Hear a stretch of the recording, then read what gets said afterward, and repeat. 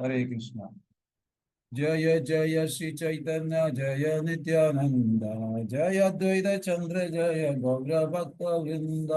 जय जय श्री चैतन्य जय नित्यानंद, जय अद्वैत चंद्र जय गौर भक्त वृंद। हरे कृष्ण कृष्ण कृष्ण हरे हरे, हरे राम राम राम हरे हरे। हरे कृष्ण कृष्ण कृष्ण हरे हरे, हरे राम राम राम हरे हरे। हरे कृष्ण कृष्ण कृष्ण हरे हरे, हरे राम राम राम हरे हरे।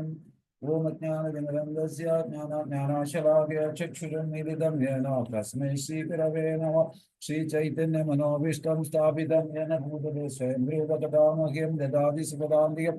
वन्देकं श्रीगुरु श्रीयुतपदकमलं श्रीगुरून् वैष्णवांश श्रीरूपं साग्रजातं सवनरघुनाथानितं तं सजीवं साद्वैतं सावधूतं परिजनसहितं कृष्णचैतन्यदेव श्रीराधाकृष्णपादां सवनललिता श्रीविशालान्वितां च।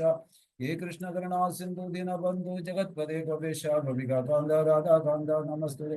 तप्तकाञ्चन गौरंगी राधे वृंदावनेश्वरी शुभानुस्तुते देवी प्रणमामि हरिप्रिये वाञ्छाकल्पतरुभ्यश्च कृपा सिन्धुभ्यः पतितानां पावनेभ्यो वैष्णवेभ्यो नमो नमः। ओं नमो भगवते वासुदेवाय, ओं नमो भगवते वासुदेवाय, ओं नमो भगवते वासुदेवाय। हरि ओम तत्सत्।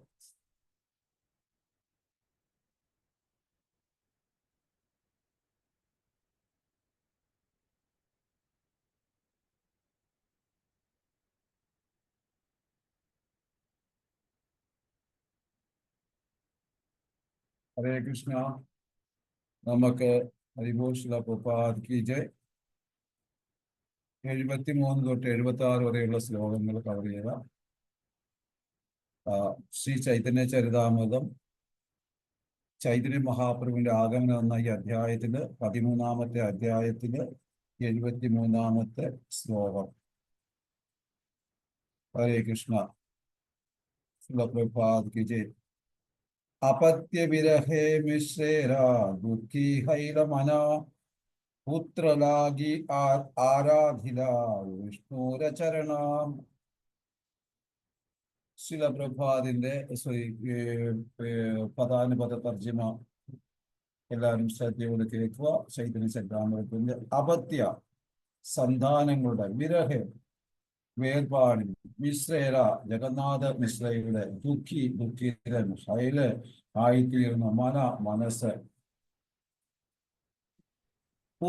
പുത്രൻ ലാഗി അതിനായി, ആരാധിച്ചു വിഷ്ണുവിനെ ചരണങ്ങൾ. വിവർത്തനം ശില പ്രഭാതിന്റെ തന്റെ സന്താനങ്ങൾ ഒന്നിനു പിറകെ ഒന്നായി മരിച്ചെങ്കിൽ ജഗന്നാഥ് മിശ്ര അത്യന്തം ദുഃഖിതനായി അതിനാൽ ഒരു പുത്രനെ ആഗ്രഹിച്ച് വിഷ്ണുപാദങ്ങളെ ഭജിച്ചു. 74 കബേ പുത്ര ജന്മീല വിശ്വരൂപനാമ മഹാഗുണവാൻ തേൻഹ ബലദേവദാമ. ഹരേ കൃഷ്ണ. മാതാജി 1 മിനിറ്റ്. ഹരിഗോ. ഹരേ കൃഷ്ണ. ശരി പ്രഭു. ഹരേ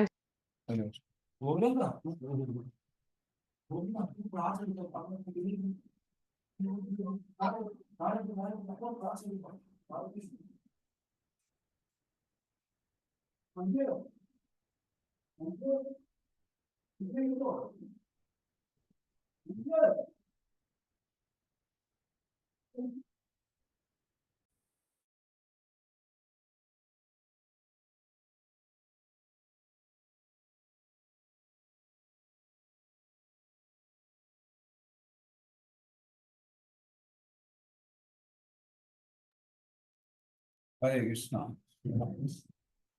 74 തപോപുത്ര ജന്മീല വിശ്വരൂപനാമ മഹാഗുണവാൻ തേൻഹ ബലദേവദാമാം.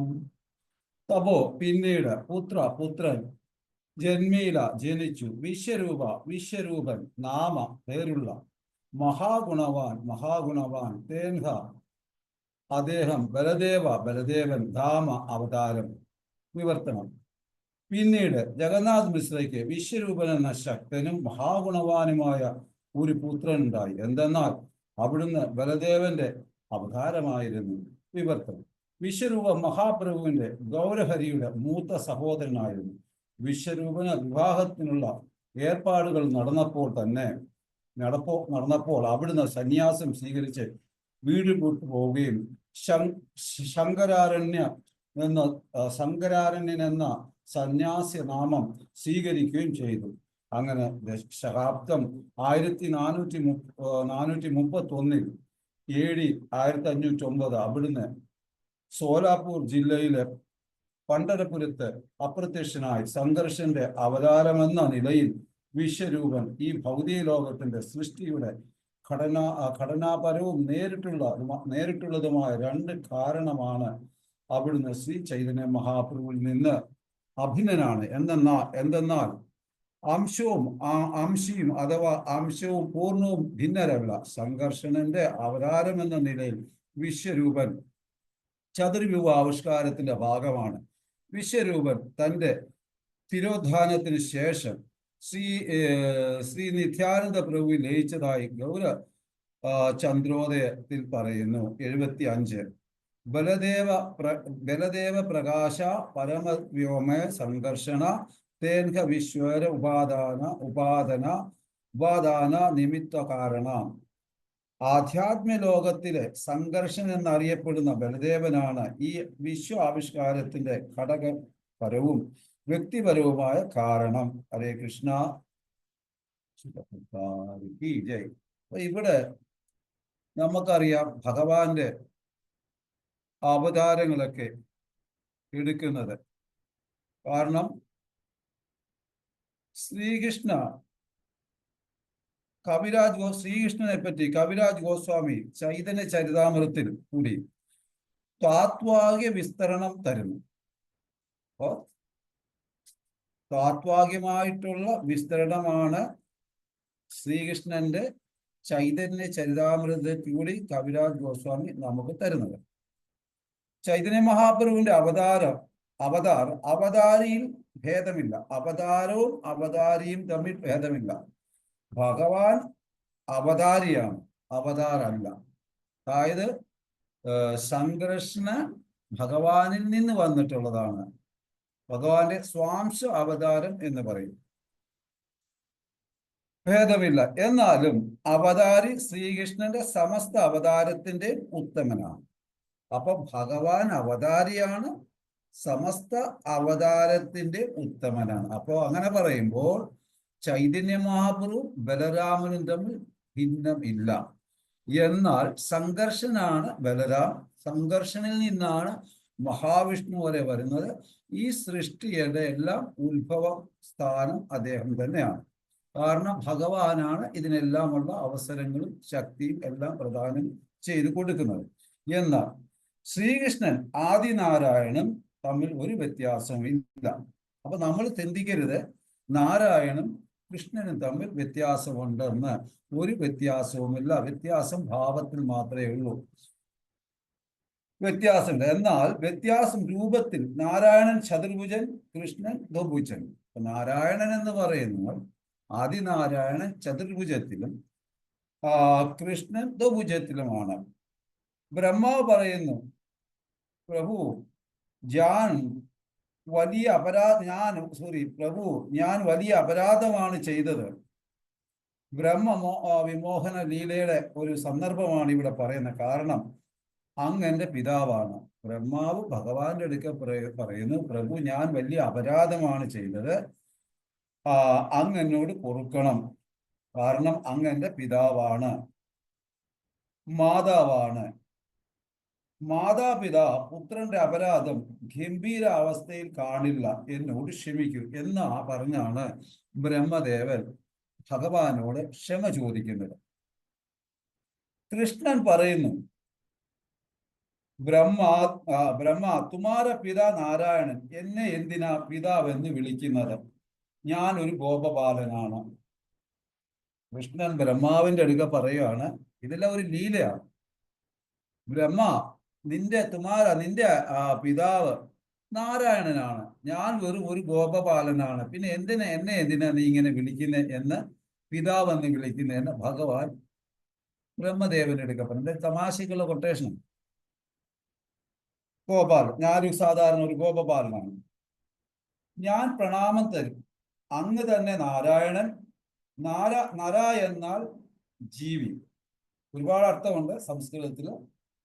നാർ എന്നാൽ ഉൽപ്പന്നം, ആയത്, അയൻ ആശ്രയ. അപ്പൊ നാരായണന്റെ അർത്ഥമാണിത്. നര എന്നാൽ ജീവി, നാർ എന്നാൽ ഉൽപ്പന്നം, ആയത് ഉൽപ്പന്നമായത്, അയൻ ആശ്രയ. അയൻ നാരായണൻ ഉള്ളത് അയൻ ആശ്രയ. ഒരിക്കൽ കൂടി പറയും, നര എന്നാൽ ജീവി, നാർ എന്നാൽ ഉൽപ്പന്നമായത്, അയൻ എന്നാൽ ആശ്രയ. അങ്ങനെ നാരായണന്റെ ഒരു ഇതിൽ പറയുന്ന ഡെഫിനിഷൻ, അർത്ഥം. സമസ്ത ജീവന്റെ ആശ്രയം, അത് കാരണം അങ്ങാണ് മൂലനാരായണൻ.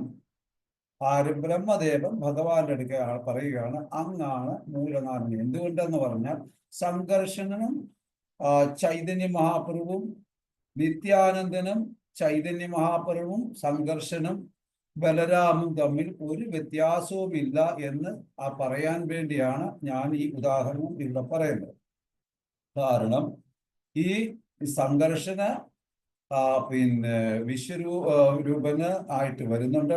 സ്പെഷ്യൽ പ്രാർത്ഥന ചെയ്തെന്നാ പറയുന്നത് ജഗന്നാഥ് മിശ്ര ഭഗവാനോട്. അങ്ങനെയാണ് പുത്രനെ കിട്ടുന്നത്. അപ്പൊ അദ്ദേഹം സന്യാസമായി പോയതിൽ അവസാനം നിത്യാനന്ദ പ്രഭുവിൽ ലയിക്കുകയാണ് ചെയ്തത്. കാരണം നിത്യാനന്ദ പ്രഭു വിശ്വരൂപൻ തമ്മിൽ യാതൊരു വ്യത്യാസവുമില്ല എന്നൊരു ആശയം ഇവിടെ പറയുന്നുണ്ടല്ലോ. അതിന് ഒരു ഉദാഹരണമായിട്ടാണ് ഞാനിത് പറയുന്നത്. സമസ്ത ജീവന്റെ ആശ്രയം, അത് കാരണം അങ്ങ് മൂലനാരായണൻ ബ്രഹ്മാവ് പറയുന്നു. സമസ്ത ജീവന്റെയും ആശ്രയം അങ്ങാണ് മൂലനാരായണൻ. ഭാഗവതത്തിൽ 10 കാര്യങ്ങൾ പറയുന്ന ഏറ്റവും പ്രധാനപ്പെട്ട ആശ്രയ തത്വമാണല്ലോ. ഭഗവാൻ സ്വയം മറക്കുന്നു, അഥവാ മറന്നില്ല എങ്കിൽ വൃന്ദാവന ലീല ആസ്വദിക്കാൻ പറ്റില്ല. ഭഗവാൻ ഈ കാര്യങ്ങളെല്ലാം സ്വയം എന്തിനു മറക്കുന്നു എന്ന് വെച്ചാൽ, അഥവാ ഭഗവാൻ മറന്നില്ല എങ്കിൽ അദ്ദേഹത്തിന് വൃന്ദാവന ലീലകളൊന്നും ആസ്വദിക്കാൻ പറ്റില്ല. അതുകൊണ്ട് അദ്ദേഹം മനഃപൂർവ്വം മറക്കുന്നു. എന്നാൽ ഇടയ്ക്കിടയ്ക്ക് ഭഗവാനെയും തൻ്റെ ഭഗവാൻ എന്ന വൃന്ദാവനത്തിൽ താൻ ഭഗവാനാണ് എന്ന് വൃന്ദാവനത്തിൽ ഓർമ്മിപ്പിക്കേണ്ടി വരുന്നു. ഒരിക്കല് വൃന്ദാവനത്തില് നാരദമുനി വന്നിട്ട് ഭഗവാന്റെ അടുക്ക പറയുന്നുണ്ട്, അങ്ങ് ഇങ്ങനെ കളിച്ച് നടന്നു കഴിഞ്ഞാൽ എങ്ങനെ കാര്യം നടക്കുന്നത്? അങ്ങ് വന്ന കാര്യം അങ്ങക്ക് ഓർമ്മയില്ലേ? കാരണം അങ്ങയുടെ അച്ഛനും അമ്മയും ജയിലിലാണ്, കംസൻ അടിപൊളി സെറ്റപ്പിൽ നടക്കുന്നു. അതുകൊണ്ട് അങ്ങനെ വൃന്ദാവനത്തിൽ കളിച്ച് രസിച്ച് കൂട്ടുകാരുമായിട്ട് ഇങ്ങനെ സന്തോഷിച്ച് നടന്നാൽ എങ്ങനെ കാര്യം നടക്കും? അങ്ങ് വന്നതിന്റെ ലക്ഷ്യം മറന്നുപോയോ എന്നൊക്കെ നാരദൻ ഇടയ്ക്ക് ഭഗവാൻ ശ്രീകൃഷ്ണനെ വൃന്ദാവനത്തിൽ വെച്ച് ഓർമ്മിപ്പിക്കുന്നുണ്ട്. ഇതിന്റെ കാരണം എന്താന്ന് വെച്ചാൽ, ഭഗവാൻ അങ്ങനെ ഓർമ്മിപ്പിക്കാൻ കാരണം ഭഗവാൻ തൻ്റെ സ്വരൂപം മറക്കുന്നു, ഭഗവാൻ അടിച്ചു പൊളിച്ച് നടക്കുന്നു. അത് ഇടയ്ക്കിടയ്ക്ക് വൃന്ദാവന ലീലയിൽ അദ്ദേഹത്തെ ഓർമ്മിപ്പിക്കുന്നത്, ഭഗവാനാണ് എന്നത് ഓർമ്മിപ്പിക്കുന്നു.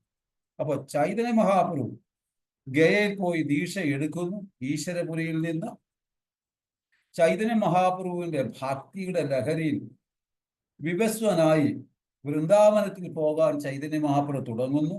അപ്പൊ ആകാശവാണി ഉണ്ടായി, പ്രഭു സമയമായില്ല. അപ്പൊ ചൈതന്യ മഹാപ്രഭു ലീലയൊക്കെ ദീക്ഷ എടുത്തു കഴിഞ്ഞതപ്പോൾ അദ്ദേഹം ശരിക്കും ആ ഭക്തിയുടെ ഉന്നമമായ അല്ലെങ്കിൽ ഉത്തമമായ ആ സ്ഥായിയിൽ എത്തിച്ചേരുകയും അദ്ദേഹം ഭക്തിയുടെ പാരവശത്താൽ വൃന്ദാവനത്തിലേക്ക് പോകാൻ അദ്ദേഹം തുനിയുകയും ആകാശവാണി വരുന്നു, സമയമായില്ല, നമ്മൾ പോകണ്ട എന്ന് പറയുകയും ചെയ്യുന്നു.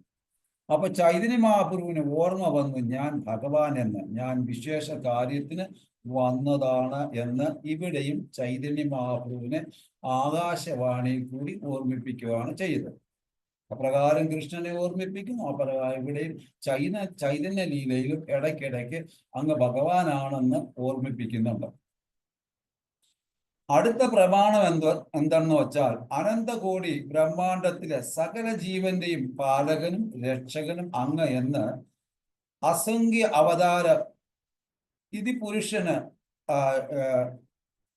ഇത് പുരുഷ അവതാരവും മഹാവിഷ്ണു ഗർഭോദാശായ വിഷ്ണു ശ്രീകോദാശായ വിഷ്ണു അങ്ങ് രക്ഷകനായതുകൊണ്ട് മൂലനാരായണൻ ആയി.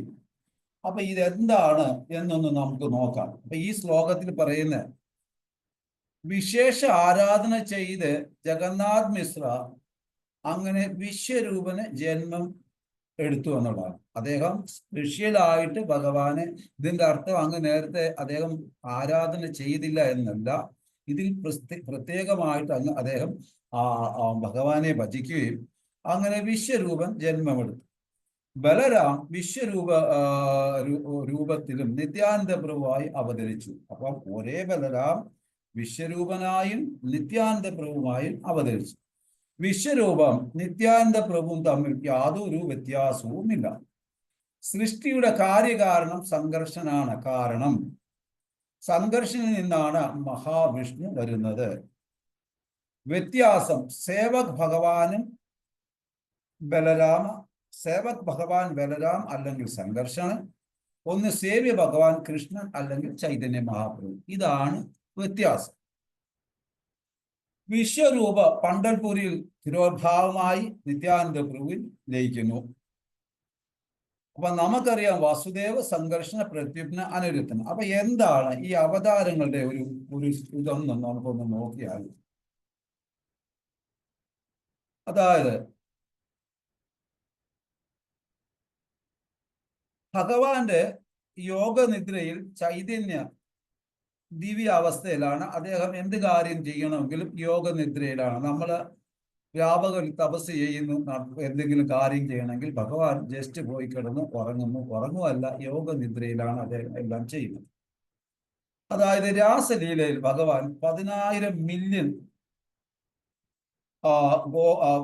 മില്യനായിട്ട് വിസ്തരിച്ചു. എന്തെന്നാൽ 10,000 മില്യൺ ഗോപികകൾ രാസലീലയിൽ പങ്കെടുത്തു. അത്രയുമായിട്ട് ഭഗവാൻ വിസ്തരിച്ചു. കാരണം അതുപോലെ പിന്നെ ദ്വാരകയില് 16,108 അദ്ദേഹം വിസ്തരിച്ചു. നാരദമുനി ചെന്ന് കണ്ടപ്പോൾ 16,108 വിസ്തരണം പല രീതിയിൽ, പലയിടത്തും പല സ്വഭാവത്തിലും പല രീതിയിലും പ്രവർത്തിക്കുന്നതായിട്ടാണ് നാരദമുനി കാണുന്നത്.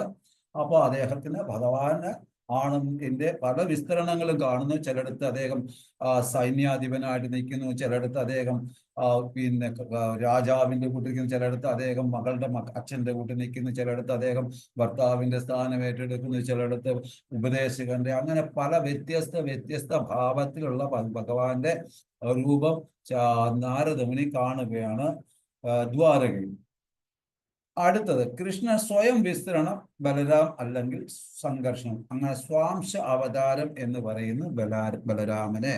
ഭഗവാന്റെ ശ്രീകൃഷ്ണന്റെ ഗോവിന്ദന്റെ ആദ്യത്തെ വിസ്തരണമാണ് ബലരാം. അതുകൊണ്ട് അദ്ദേഹത്തിന് സ്വാംശം, സ്വയം, അതായത് ഭഗവാനിൽ നിന്ന് വന്ന് സ്വയം അവതാരത്തെയാണ് സ്വാംശ അവതാരം എന്ന് പറയുന്നത്.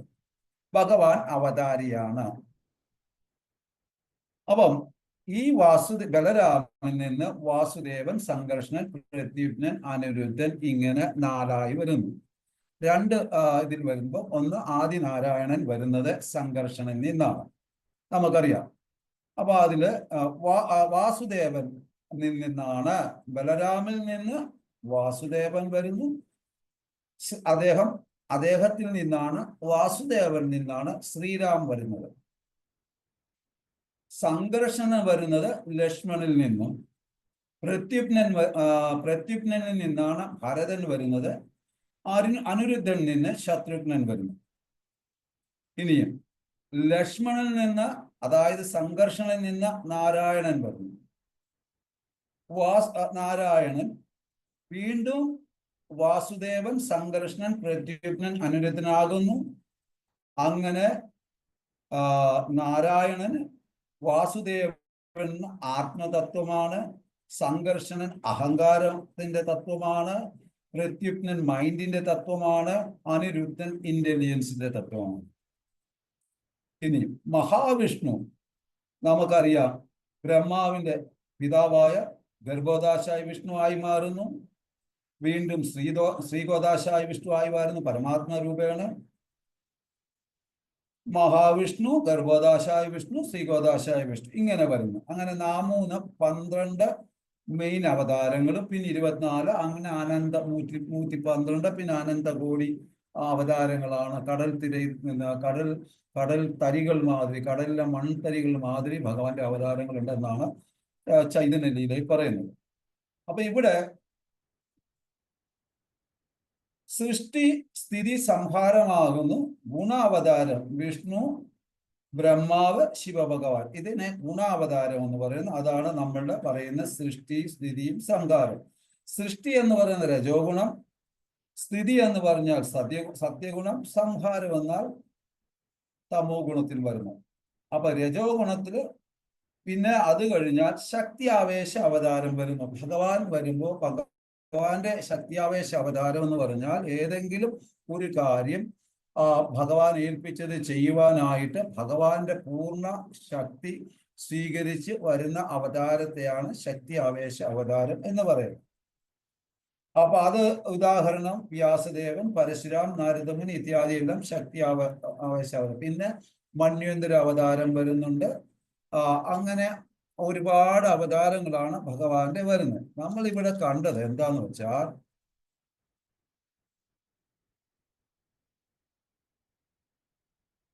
ഭഗവാൻ, കാരണം ഈ ഭഗവാൻ അടുത്ത പ്രമാണം അനന്തകോടി ബ്രഹ്മാണ്ടത്തിലെ സകല ജീവന്റെയും പാലകനും രക്ഷകനും അങ്ങെന്ന് അസംഖ്യ അവതാരം ഇതി പുരുഷനും അവതാരവും മഹാവിഷ്ണു, ഗർഭോദാശായ വിഷ്ണു, ശ്രീദോദാശായ വിഷ്ണു, അങ്ങ് രക്ഷകന്റെ രക്ഷകനായതുകൊണ്ട് മൂലനാരായണൻ ആണ്. അപ്പം ഭഗവാനെ അങ്ങ് രക്ഷകന്റെ രക്ഷകനായതുകൊണ്ടാണ് അങ്ങ് മൂല അവതാരമാണെന്ന് ഞങ്ങൾ പറയുന്നത്. അയൻ ശരണം പ്രദാനം ചെയ്യുന്നു. അപ്പൊ അയൻ എന്ന വാക്ക് ഇവിടെ ഉപയോഗിക്കുന്നത് ശരണം പ്രദാനം ചെയ്യുന്നവൻ. അടുത്ത പ്രമാണം പറയുന്നത് ഭൗതിക പ്രപഞ്ചത്തില് സകല സകല ജീവന്റെയും കർമ്മത്തിൽ കഴിയുന്ന എല്ലാ ജീവജാലങ്ങളും, എന്നാൽ കർമ്മത്തിന്റെ ഫലം കിട്ടാൻ സാക്ഷി വേണം. അപ്പൊ ഭൗതിക ലോകത്ത് സർവ്വ ജീവജാലങ്ങളും ജീവിതത്തിൽ കർമ്മത്തിൽ കഴിയുന്നുണ്ട്. ഈ കർമ്മത്തിന് ഫലം കിട്ടണമെങ്കിൽ സാക്ഷി വേണം. അപ്പൊ എല്ലാ കർമ്മം നോക്കി ഫലം കൊടുക്കാൻ, അതുകൊണ്ടാണ് പരമാത്മ രൂപത്തിൽ എല്ലാ ജീവികളുടെയും ഹൃദയത്തിൽ അങ്ങ് കൂടിയിരിക്കണം. അപ്പം എന്ത് പ്രവൃത്തി ചെയ്താലും പരമാത്മ രൂപേണ ഇരുന്നു കൊണ്ട് എല്ലാ പ്രവൃത്തിയും നിരീക്ഷിച്ചിട്ട് അതിന് തക്കതായ ശിക്ഷ കിട്ടുവാൻ വേണ്ടി പരമാത്മ രൂപേണ അദ്ദേഹം എല്ലാ ജീവജാലങ്ങളുടെയും ചരാചരങ്ങളുടെ ഹൃദയത്തിൽ ശ്രീഗോദാശായ വിഷ്ണു കൂടിയിരിക്കുന്നു. അപ്പൊ ഇദ്ദേഹത്തിന് ഭൂതകാലം, വർത്തമാനകാലം, ഭവിഷ്യകാലം എല്ലാം അറിയാം. അതായത് ഭൂതവും വർത്തമാനവും ഭവിഷ്യ എല്ലാം അറിയാം. ഉപദിഷ്ട, അനുമന്ത, ഭർത്ത, ഭോക്ത, ഇത് അതായത് മഹേശ്വർ ഉപദൃഷ്ട സാക്ഷിയാണ്. ഭഗവാൻ മഹേശ്വരനാണ്, ഉപദൃഷ്ടയാണ്, അതിൻ്റെ അർത്ഥം സാക്ഷിയാണ്. അനുമന്ത, നമ്മുടെ കാര്യത്തിന് അനുമതി തരുന്നു. ആ സാക്ഷിയാണ് നമ്മൾ ചെയ്യുന്ന പ്രവൃത്തി ചെയ്യാനായിട്ടുള്ള അനുമതി തരുന്നു. അടുത്ത് ഭർത്ത, നമ്മുടെ സ്വാമിയാണ്. ഭോക്ത, സമ്പൂർണ്ണ ജഗത്തിന്റെ ഭോക്താവാണ്. അതാണ് പറയുന്നത് ഉപദിഷ്ട, അനുമന്ത, ഭർത്ത, ഭോക്ത. അപ്പം ഇവിടെ എല്ലാ പ്രാണിയുടെയും പ്രതിവിധിയും ഭ്രമണവും അറിയാം ഭഗവാന്. എല്ലാം അങ്ങയുടെ നിർദ്ദേശത്തിൽ നടക്കുന്നു. ഭഗവാന്റെ നിർദ്ദേശത്തിൽ എല്ലാം നടക്കുന്നു. കാരണം നമ്മൾ കൃഷ്ണാവബോധത്തിൽ നിൽക്കണമെങ്കിലും ഭഗവാന്റെ ഇംഗിതം വേണം. നമ്മൾ കൃഷ്ണാവബോധത്തിന് പോകണമെങ്കിലും ഭഗവാന്റെ ഇംഗിതം വേണം. ഈ ഇംഗിതം തരുന്നത് നമ്മൾ അതുകൊണ്ട് ഭഗവാന്റെ ഇച്ഛയാണ് ഞാൻ നിൽക്കുന്നതും ഞാൻ പോകുന്നതും എന്ന് പറയുന്നതിൽ അർത്ഥമില്ല. ഇംഗിതം തരുന്നത് നമ്മുടെ ഇച്ഛയുടെ, നമ്മുടെ ആഗ്രഹത്തിന്റെ അനുസരിച്ചാണ് ഭഗവാൻ തഥാസ്തു എന്ന് പറയുന്നത്. അപ്പൊ നമ്മുടെ ആഗ്രഹം കൃഷ്ണാവബോധത്തിൽ അടിയുറച്ച് നിൽക്കണമെങ്കിൽ ഭഗവാൻ തഥാസ്തു. അപ്പൊ നമ്മളിവിടെ ഏറ്റവും പ്രാധാന്യം നമ്മുടെ ഇംഗിതമാണ്, ഇച്ഛയാണ്, ആഗ്രഹമാണ്. അപ്പൊ എല്ലാ നിർദ്ദേശം നടത്തി തരുന്നത് കൊണ്ട് അങ്ങ് നാരായണൻ എന്ന് അറിയപ്പെടുന്നു.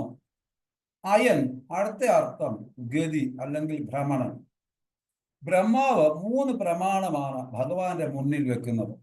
3 പ്രമാണം. ഒന്ന്, കൃഷ്ണൻ ബ്രഹ്മാവിന്റെ അടുക്കൽ പറഞ്ഞു, ജീവന്റെ ഹൃദയത്തിൽ വസിക്കുന്ന ആൾ, കാരണസാഗരത്തിൽ ശയിക്കുന്ന ആൾ നാരായണൻ. ഞാൻ ഇവിടെ ഗോപബാലൻ. അപ്പോ ബ്രഹ്മാവിന്റെ അടുക്കൽ പറയുന്നു, ജീവന്റെ ഹൃദയത്തിൽ വസിക്കുന്ന നാരായണനാണ്, കാരണസാഗരത്തിൽ വസിക്കുന്ന ആള് നാരായണനാണ്, ഞാൻ ഇവിടെ ഗോപബാലനാണ്, ഞാൻ എങ്ങനെ നാരായണനാകും എന്ന് പറയുന്നു. ബ്രഹ്മാവ് പറഞ്ഞു, പ്രഭു, ഞാൻ പറഞ്ഞത് സത്യം. പുരുഷ അവതാരം 3, അങ്ങയുടെ അംശം മഹാവിഷ്ണു, നാരായണന്റെ അംശം നാരായണൻ അങ്ങയുടെ അംശമാണ്. അപ്പം അങ്ങയുടെ അംശമാണ് മഹാവിഷ്ണു, നാരായണനാണ്, നാരായണന്റെ അംശം അങ്ങാണ്, അങ്ങയിൽ നിന്നാണ് നാരായണൻ വരുന്നതെന്ന് ബ്രഹ്മാവ് പറയുന്നു. അപ്പം മഹാവിഷ്ണു കാരണസാഗരത്തിൽ ശയിക്കുന്നു, ഗർഭദാശായ വിഷ്ണു ഗർഭസാഗരത്തിൽ ശയിക്കുന്നു. നമുക്കറിയാം, ഗർഭദാശായ വിഷ്ണു തൻ്റെ രോമകൂപങ്ങളിൽ നിന്ന് ജലം ഉത്ഭവിപ്പിച്ച് അതിൽ കിടന്ന് അദ്ദേഹത്തിന്റെ രോമകൂപങ്ങളിൽ ബബിൾസ് കണക്കിന് കുമിളകൾ, ഓരോ രോമകൂപത്തിൽ നിന്നും കുമിളകൾ വരുന്നു. ആ കുമിളയിൽ അദ്ദേഹം പ്രവേശിച്ച, കുമിള എന്ന് പറഞ്ഞാൽ എയറായിരിക്കും, അതിൻ്റെ അകം എയറാണ്. അതിൽ കയറി സ്വയം ജലം രോമകൂപത്തിൽ നിന്ന് ഉത്പാദിപ്പിച്ച് അവിടെ കിടന്ന് ഓരോ ബ്രഹ്മാണ്ടങ്ങളിലും അസംഖ്യം ഓരോരോ ബ്രഹ്മാക്കളെ അദ്ദേഹം സൃഷ്ടിക്കുന്നു. നമ്മുടെ ഈ ലോകത്തിന്റെ ബ്രഹ്മാവ് 4മുഖൻ, 10,000 തല വരെയുള്ള ബ്രഹ്മാക്കളുണ്ട്. നമുക്ക് ഭാഗവതത്തിലൊക്കെ നമ്മൾ കണ്ടിട്ടുള്ളതാണ്. അപ്പൊ അങ്ങനെ ഓരോ ബ്രഹ്മാണ്ടങ്ങളിലും അദ്ദേഹം കയറി തൻ്റെ രോമകൂപങ്ങളിൽ നിന്ന് ജലം ഉൽപ്പാദിപ്പിച്ച് ആ വരുന്ന ബബിൾസില് കുമ്മളയിൽ അദ്ദേഹം അതിൻ്റെ അകത്ത് കയറി അദ്ദേഹം അദ്ദേഹത്തിന്റെ നാഭിയിൽ നിന്ന് ബ്രഹ്മാവിനെ സൃഷ്ടിക്കുന്ന അസംഖ്യം തലകളുള്ള ബ്രഹ്മാക്കളെ. അപ്പൊ ഓരോ ബ്രഹ്മാണ്ടത്തിന്റെയും ശക്തിയുടെയും പവറിന്റെയും അനുസരിച്ചാണ് തലയുടെ എണ്ണം കൂടുന്നത്. അങ്ങനെ ശ്രീഗോദാശായ വിഷ്ണു പാൽക്കടലിൽ കടക്കുന്ന ക്ഷീരസാഗരത്തില് മഹാവിഷ്ണു സമ്പൂർണ്ണ സൃഷ്ടിയുടെയും അന്തർയാമി. ഗർഭദാശായ വിഷ്ണു എല്ലാ ജീവന്റെയും അന്തർയാമി. ശ്രീഗോദാശായ വിഷ്ണു എല്ലാ ജീവന്റെയും പരമാത്മാവായി കഴിയുന്നു. ഇവർ മായയുടെ സമ്പർക്കത്താൽ സൃഷ്ടി നടത്തുന്നു. എന്നാൽ മായ ഇവരെ സ്പർശിക്കുന്നില്ല, കാരണം വിഷ്ണു തത്വമാണ്. ഇവർ മായയുടെ സമ്പർക്കത്താലാണ് സൃഷ്ടി നടത്തുന്നത്. എന്നാൽ മായ ഇവരെ സ്പർശിക്കുന്നില്ല, കാരണം ഇവർ വിഷ്ണു തത്വമായതുകൊണ്ട്. ഇനി 3 ഉപാധിയിൽ സമ്പർക്കം ചെയ്യുന്നുണ്ട്. ഒന്ന് വിരാട, ഹിരണ്യഗർഭ, കാരൻ. വിരാട് എന്ന് പറഞ്ഞ സ്ഥൂല ഉപാധി, ഹിരണ്യഗർഭ എന്ന് പറഞ്ഞ സൂക്ഷ്മ ഉപാധി, കാരണം എന്ന് പറഞ്ഞാൽ മായ. അതായത് വിരാട സ്ഥൂല ഉപാധി, ഹിരണ്യഗർഭ എന്ന് പറഞ്ഞ സൂക്ഷ്മ ഉപാധി, കാരണം എന്ന് പറഞ്ഞാൽ മായ. ഈ 3 ഉപാധികളുമായിട്ടാണ് സമ്പർക്കം ചെയ്യുന്നത്. കൃഷ്ണ, അങ്ങ് ഈ ഉപാധിയിൽ വരുന്നില്ല. ഭഗവാൻ ശ്രീകൃഷ്ണൻ ഈ ഉപാധിയിൽ വരുന്നില്ല. ഈ ഉപാധിയുടെ മുകളിൽ അതു കാരണം അങ്ങ് തുരിയ എന്ന് പറയുന്നു. തുരിയ എന്ന് പറയുന്നു. തുരിയ എന്നാൽ 4-മത്തെ. അപ്പൊ 3-ൽ നിന്ന് മുകളിലുള്ളത് 4-മത്തെയാണ് അങ്ങ്. 3 അവസ്ഥയ്ക്ക് മുകളിൽ ദിവ്യാവസ്ഥയിൽ ആയത് കാരണം ഇത് 4-മത്തെ. അതുകൊണ്ടാണ് തുരിയ എന്ന് പറയുന്നത്.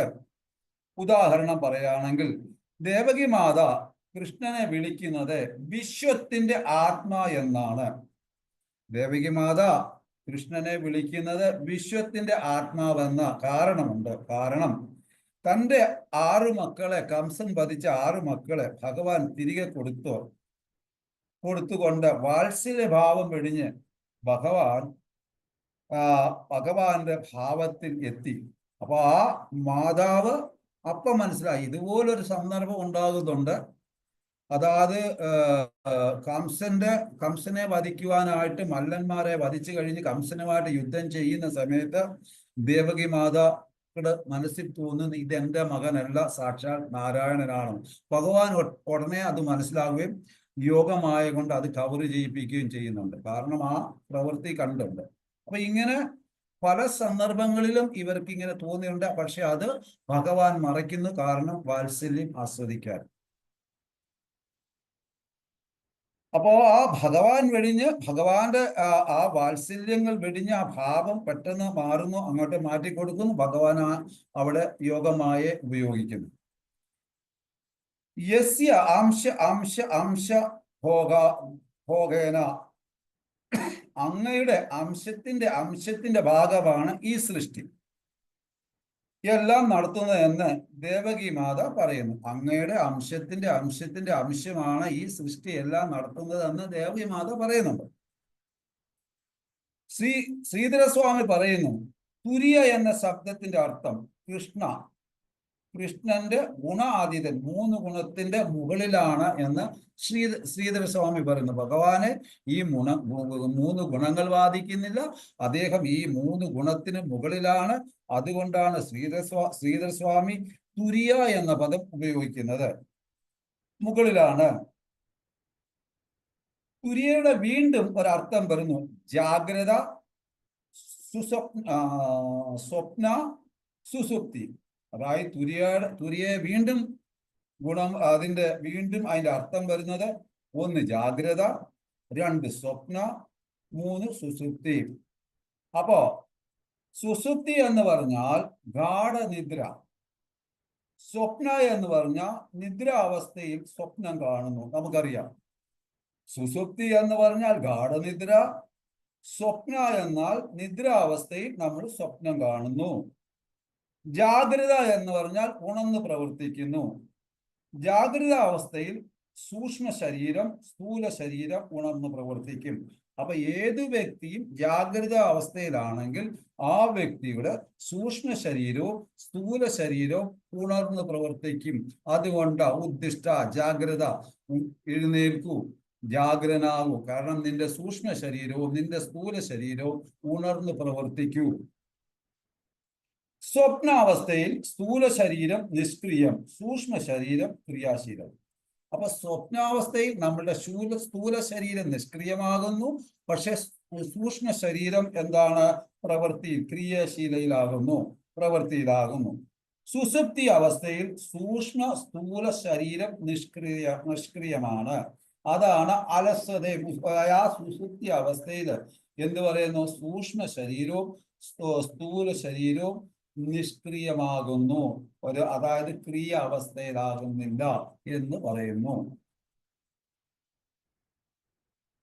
ഈ 3 അവസ്ഥയുടെ മുകളിൽ ആധ്യാത്മിക അവസ്ഥ, ഈ 3 അവസ്ഥകളുടെയും മുകളിലാണ് ആധ്യാത്മിക അവസ്ഥ. ഭഗവാൻ ശ്രീകൃഷ്ണൻ സദാ ദിവ്യ അവസ്ഥയിലാണ്.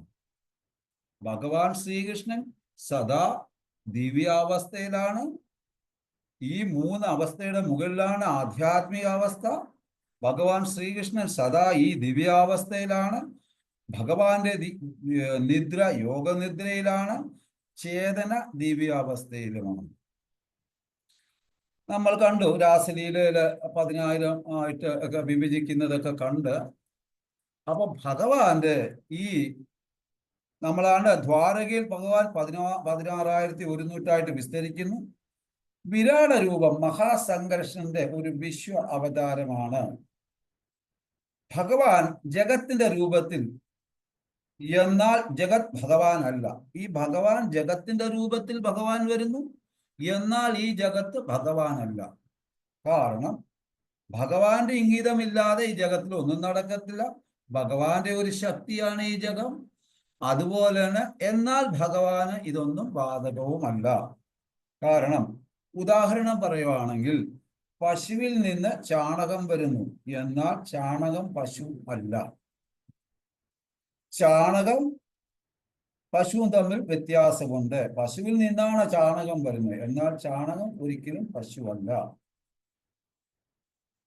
നമ്മളിപ്പോ ഇത് കണ്ടത് ഉദാഹരണത്തിന് ഒരു കാര്യം, ഈ വരുന്നത് എങ്ങനെയെന്ന് പറഞ്ഞു കഴിഞ്ഞാൽ, എല്ലാവരും സാധാരണ ആൾക്കാർ വിചാരിക്കും ഭഗവാൻ സൃഷ്ടി നടത്തുന്നത്, അല്ലെങ്കിൽ ഭഗവാന്റെ വിസ്തരണമൊക്കെ വരുന്നത് ഇപ്പം സംഘർഷണൻ വിശ്വരൂപനും വിശ്വംഭരനും ചൈതന്യ മഹാപ്രഭുവും ഒക്കെ വരുന്നത്, ജഗന്നാഥ് മിശ്രയിലും സച്ചിമാതയിലും ഒക്കെ വരുന്നത് നമ്മളുടെ ജീവിതത്തിൽ നമ്മൾ ജനിക്കുന്ന മാതിരിയാണെന്ന് അല്ല. ഈ സംഘർഷണം എന്ന ഒരു വാക്ക് കിട്ടാൻ തന്നെ കാരണം ദേവകി മാതായുടെ ഗർഭം ഗർഭാശയം ശുദ്ധീകരിക്കാനായിട്ട് ആദ്യം തന്നെ ബലരാം അവതരിക്കുന്നുണ്ട്. ആ ബലരാമനെ ആ ദേവകി മാതായുടെ വയറ്റിൽ നിന്ന് രോഹിണി മാതായുടെ വയറ്റിലേക്ക് മഹാമായയുടെ ശക്തിയാൽ വലിച്ചു കൊണ്ടുപോകുന്നതിനെ ആ ഗർഭത്തിൽ സ്ഥാപിക്കുന്നത് കൊണ്ടാണ് കർഷണം ചെയ്ത് കൊണ്ടുപോകുന്നതാണ് സംഘർഷൻ എന്നൊരു പേരും കിട്ടാൻ കാരണം. അപ്പൊ ഈ സംഘർഷൻ ബലരാം എപ്രകാരം ദേവകി മാതായുടെ വയറ് ശുദ്ധമാക്കിയതിന് ശേഷമാണ് ആര് വരുന്നത്? കൃഷ്ണൻ അവിടെ. എങ്ങനെ എന്ന് വെച്ചാൽ മനസ്സിൽ കൂടി, അതായത് വസുദേവരുടെ മനസ്സിലാദി പ്രകാശം കയറുന്നു.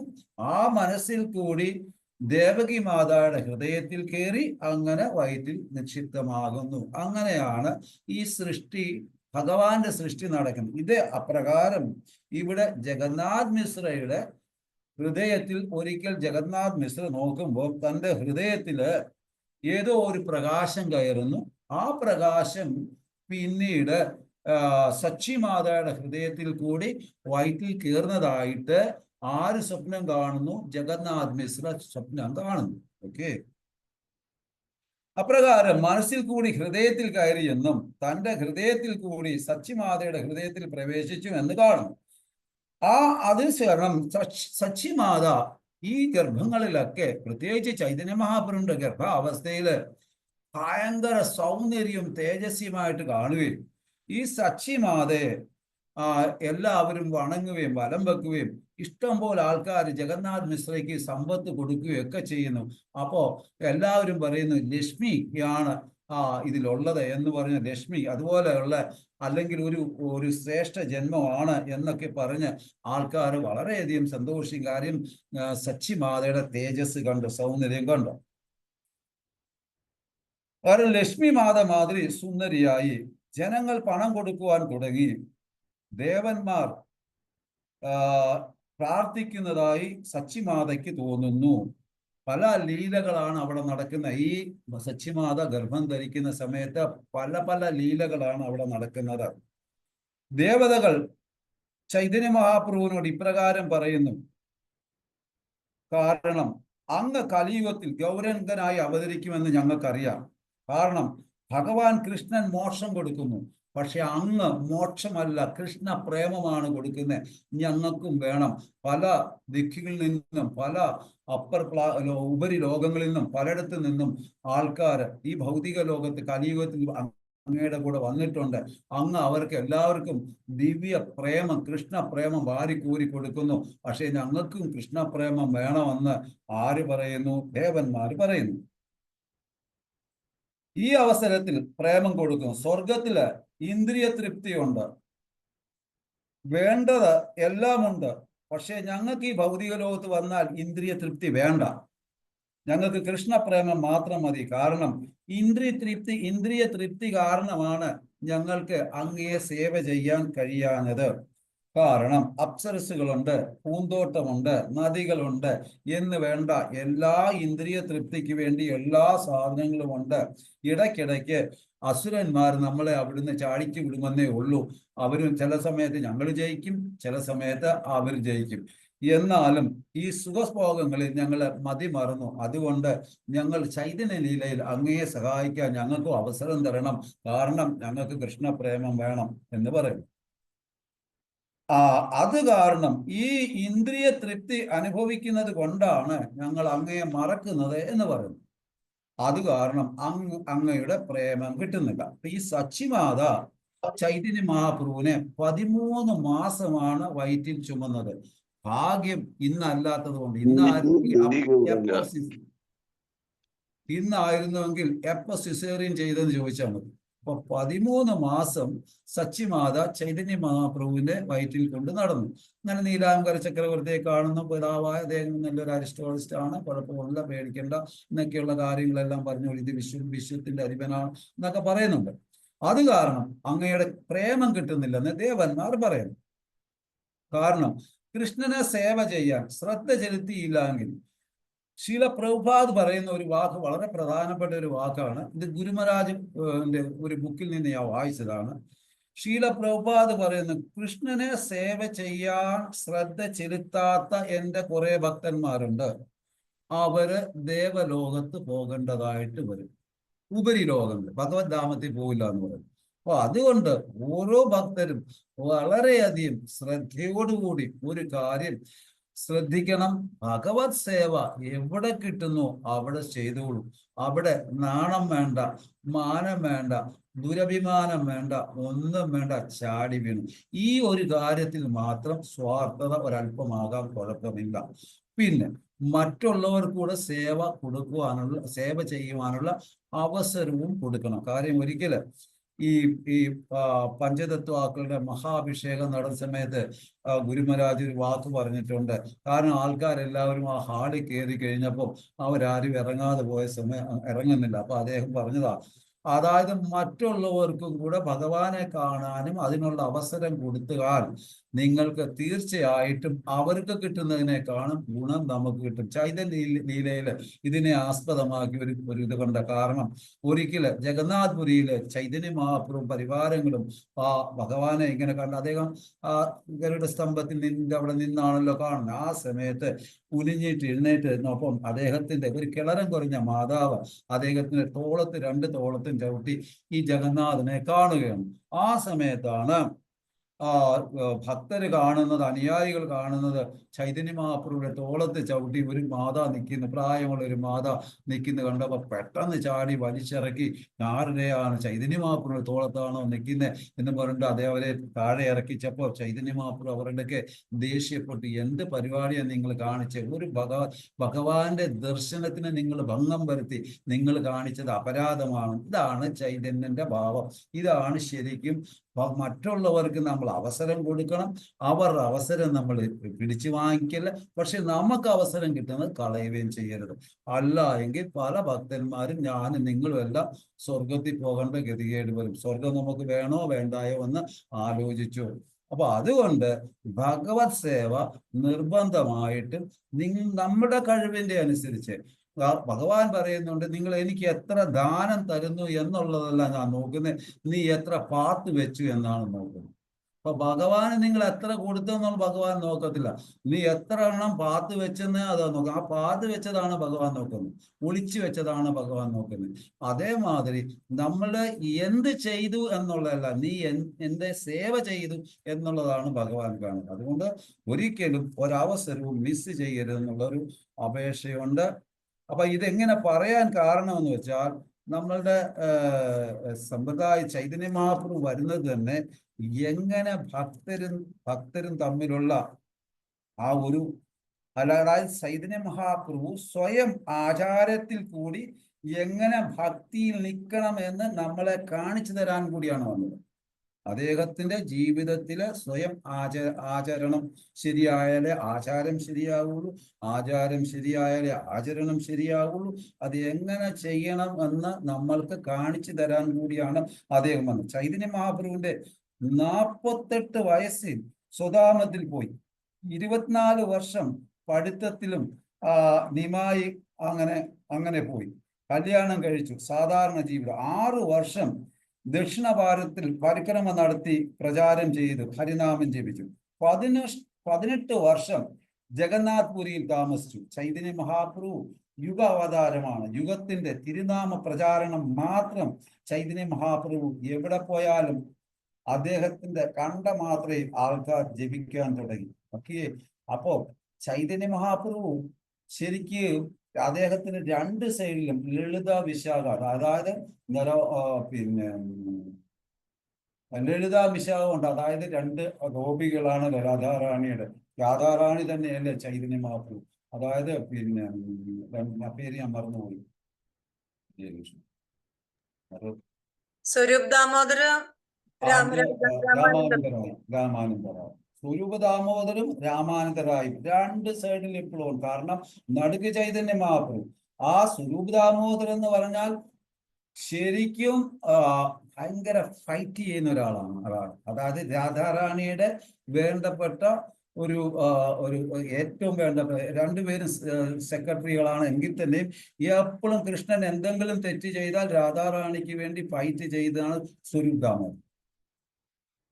അതോ ജഗന്നാഥ് പിന്നെ നമ്മുടെ രാമാനന്ദറായി എന്ന് പറഞ്ഞാൽ ലളിതാണ് സഖിയാണ്. ആ ലളിത സഖി എന്ന് പറയുന്ന രാമാനന്ദറായി സംവാദമുണ്ട്. കൃഷ്ണനും ചൈതന്യ മഹാപ്രഭുവും രാമാനന്ദറായും തമ്മിലുള്ള സംവാദത്തിൽ പറയുന്നുണ്ട് ഭക്തിയുടെ ഏതാണ് ഏറ്റവും ശ്രേഷ്ഠം. ആകെപ്പെടും അവസാനം പറയുന്നുണ്ട് പ്രേമഭക്തിയാണ് ഏറ്റവും ശ്രേഷ്ഠമായ അവസ്ഥ എന്ന് പറയുമ്പോൾ രാമാനന്ദറായിയെ കെട്ടിപ്പിടിക്കുന്നു. അപ്പൊ രാമാനന്ദറായി പറയുന്നു നീയാണ് എൻ്റെ ഭാവം ഉണർത്തി. അപ്പൊ രാമാനന്ദറായി പറയുന്നു ഞാനല്ല, അങ്ങ് എൻ്റെ ഹൃദയത്തിൽ കയറി ഇരുന്നിട്ട് അങ്ങാണ് എന്നെ കൊണ്ട് പറയിപ്പിച്ചത് എന്ന് പറഞ്ഞുകൊണ്ട് അപ്പൊ ഇവരെപ്പോഴും അങ്ങനെ പരസ്പരം ആനന്ദ ലീലയിലാണ് ഇവർ കഴിയുന്നത്. അപ്പൊ അതാണ് നമ്മൾ പറയുന്നത് നമ്മളുടെ അവസ്ഥ അത്രത്തോളം പവിത്രമായ പ്രേമഭാവത്തില് പ്രേമ തത്വത്തിലാണ് നമ്മൾ പോകുന്നത്. അതുകൊണ്ടാണ് രൂപ ഗോസ്വാമിയെ പറയുന്നത് ചൈതന്യ മഹാപ്രഭുവിന്റെ ഹൃദയം മനസ്സിലാക്കിയ വ്യക്തി എന്ന് പറയുന്നത് ചൈതന്യ മനോഭിഷ്ടം സ്ഥാപിതം ഏന ഭൂതലെ രൂപ ഗോസ്വാമി. അപ്പൊ ചൈതന്യ മഹാപ്രഭുവിന്റെ ഹൃദയം മനസ്സിലാക്കി ഈ ഭൂലോകത്തെ അത് സ്ഥാപിക്കുവാനായിട്ട് പ്രചാരം ചെയ്തിട്ടുള്ള വ്യക്തിയാണ് രൂപ ഗോസ്വാമി. ആ പ്രകാരം നാം ഓരോരുത്തരും ചൈതന്യ ലീലയിൽ എങ്ങനെ നമ്മുടെ ജീവിതം സമർപ്പിക്കണമെന്ന് നമ്മൾ മനസ്സിലാക്കണം. ഉദാഹരണം പറയുകയാണെങ്കിൽ ഐസ്ക്രീം ആകണമെങ്കിൽ ഇത്ര ഡിഗ്രി സെൽഷ്യസിൽ തണുപ്പുണ്ടായെങ്കിൽ മാത്രമേ ഐസ്ക്രീം ആകൂ, അല്ലെങ്കിൽ അലിഞ്ഞു പോകും. അപ്പോ ഈ 18 വർഷം വൈഷ്ണവ സദാചാരം കാണിച്ചു തരുന്നു. പരസ്പരം ഇടപെടുന്നത്, സ്നേഹിക്കുന്നത്, ഭക്ഷണം കഴിക്കുന്നത്, സാധന ചെയ്യേണ്ടത് എല്ലാം അദ്ദേഹം നമ്മളെ കാണിച്ചു തരികയാണ് ചെയ്തത്. അപ്പൊ ചൈതന്യ മഹാപ്രഭു ആചാരണത്തിൽ കൂടി ആചാരം നമുക്ക് തരികയാണ്. അപ്പൊ നാം ഓരോരുത്തരും എപ്പോഴും നമ്മളിപ്പോ രാത്രിയിൽ കിടന്നുറങ്ങുന്നതിന് മുമ്പ് നമ്മൾ ചെയ്യുന്നിട്ട് അപരാധ സഹസ്രാണി ക്രിയന്റെ അർനിസമായ മധുസൂദന അല്ലയോ മധുസൂദന, ഞാൻ ഇന്ന് ഒരുപാട് അപരാധം ചെയ്തിട്ടുണ്ട്, അതുകൊണ്ട് എന്നോട് ക്ഷമിക്കൂ എന്ന് പ്രാർത്ഥിച്ചിട്ട് വേണം ഹരേ കൃഷ്ണ കൃഷ്ണ കൃഷ്ണ ഹരേ ഹരേ ഹരേ രാമ രാമ രാമ ഹരേ ഹരേ എന്ന നാമം ഉച്ചരിച്ചിട്ട് ഭഗവാനോടും ഗുരുവിനോടും പറയുന്നു എൻ്റെ ജീവിതം, എൻ്റെ പ്രാണൻ എന്നെ ഞാൻ അങ്ങയിൽ നിങ്ങളിൽ സമർപ്പിക്കുന്നു, ഹരിബോൽ, ഞാൻ ഉറങ്ങാൻ പോവാം, കഴിഞ്ഞു, ബാക്കിയൊക്കെ അവര് നോക്കിക്കോളും, നമ്മുടെ കയ്യിലല്ല. അപ്പൊ ഇങ്ങനെ വേണം നമ്മുടെ ഓരോ ദിവസത്തെയും. എന്നിട്ട് നമ്മൾ രാത്രി ഉറങ്ങുന്നതിന് മുമ്പ് ഒന്ന് ചിന്തിക്കണം, ഞാൻ എത്ര തവണ ഭഗവാന്റെ നാമം ജപിക്കാൻ മറന്നു ഇന്ന്, ഞാൻ എത്ര തവണ ഭഗവാനെ ഓർത്തു എന്ന് നോക്കണം. അപ്പോ എപ്പോഴും കീർത്തനേ സദാഹരിയല്ല. നമ്മൾ 15-20 മിനിറ്റ്, അരമണിക്കൂർ, 1 മിനിറ്റ്, അയ്യോ ഞാൻ ഭഗവാനെ ഓർത്തില്ല, ഹരേ കൃഷ്ണ കൃഷ്ണ കൃഷ്ണ ഹരേ ഹരേ ഹരേ രാമ രാമ രാമ ഹരേ ഹരേ. അങ്ങനെ നാം ഇടയ്ക്കിടയ്ക്ക് ചെയ്ത് കഴിയുമ്പോൾ കീർത്തനേ സദാഹരിയായി.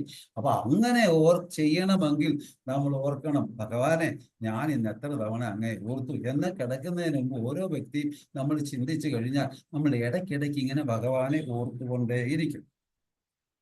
ഹരേ കൃഷ്ണ. എന്തെങ്കിലും സംശയം ഉണ്ടെങ്കിൽ ചോദിക്കാം. ഹരേ കൃഷ്ണ പ്രഭു. താങ്ക് യു പ്രഭു. ഹരേ കൃഷ്ണ. ഹരേ കൃഷ്ണ. ദണ്ഡവത്. ഹരേ കൃഷ്ണ. വളരെ നന്ദി പ്രഭുജി, നല്ല ക്ലാസ് ആയിരുന്നു പ്രഭുജി. താങ്ക് യു പ്രഭു. നന്ദി പ്രഭു. നന്ദി പ്രഭു. ഹരേ കൃഷ്ണ. നല്ല ക്ലാസ് ആയിരുന്നു പ്രഭു. ഹരേ കൃഷ്ണ പ്രഭു. പ്രണാമം. ഹരേ കൃഷ്ണ പ്രഭു. താങ്ക് യു പ്രഭു. പ്രണാമ പ്രഭു. Thank you. ഈ സർവീസ് തന്നതിൽ താങ്ക് യു നിങ്ങൾക്ക് എല്ലാവർക്കും. ഹരിബോൾ. ഭഗവാനെ അങ്ങനെങ്കിലും നമ്മൾ വല്ലപ്പോഴും ഓർക്കാമല്ലോ. ഹരിബോൾ. താങ്ക്സ്. ഹരേ കൃഷ്ണ. ഹരേ കൃഷ്ണ ഭഗവാന്റെ ഹരേ കൃഷ്ണ. ഹരേ കൃഷ്ണ. ഹരേ കൃഷ്ണ. വാഞ്ചാകൽപതരുഭ്യശ്ച കൃപാസിന്ധുഭ്യശ്ച പാവന